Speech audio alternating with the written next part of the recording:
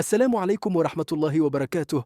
أهلا بكم مشاهدينا في نشرة جديدة ليوم 17 من يناير 2025. إليكم التفاصيل الكاملة لأبرز الأحداث التي تصدرت العناوين اليوم. نبدأ نشرتنا بخبر يهم جميع المغاربة، حيث أعلنت وزارة النقل عن إدخال حزمة تعديلات تهدف لتحسين النقل الحضري والقروي. هذه الخطوة تشمل تعزيز أسطول الحافلات، تحسين جداول الرحلات، وإطلاق برامج دعم خاصة بالمناطق النائية. الوزارة تؤكد أن هذه الإجراءات تأتي استجابة لمطالب المواطنين لتحسين جودة النقل العمومي.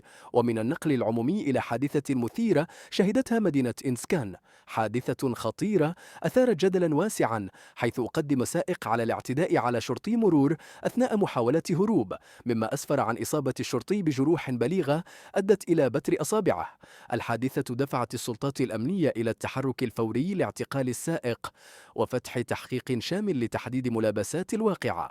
ننتقل الآن إلى الساحة الرياضية، حيث شهدنا خبرا سعيدا لجماهير نادي الوصل الإماراتي الذي أكد تعاقده مع الحارس المغربي البارز أنس الزنيتي.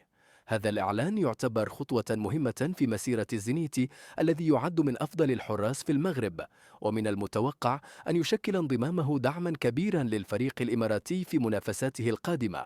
ومن عالم الرياضة إلى الساحة الدبلوماسية، حيث بعث الملك محمد السادس برقية تهنئة إلى الرئيس اللبناني الجديد جوزيف عون بمناسبة انتخابه رئيسا للجمهورية اللبنانية.